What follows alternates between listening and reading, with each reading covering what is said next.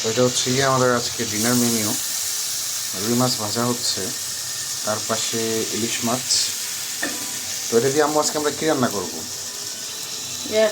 তোমার নানু বলে আর এই ইলিশ মাছ আমগুলা নিচে আবার ডিম আছে, এই যে ডিম। ইলিশ মাছ ফ্রাই, তার সাথে হচ্ছে গিয়ে ডিম, আর এখানে হচ্ছে গিয়ে রুই কাতলা ফ্রাই, কাতল মাছের পেড়ি, কাতল মাছের পেটি। পেড়ি আর টমেটো দিয়ে। নর্মালি আমরা এটাকে চাঁদপুর নোয়াখালী ভাষায় কোলের পিস বলে থাকি। কোলের পিস। কোলের পিস। তো এটাই হচ্ছে গিয়ে আজকের প্রিপারেশন। অনেক দিন আমাদের কোনো কুকিং ভিডিও আসেনি, বাট এখন থেকে আমরা আবার রেগুলার হতে চলেছি।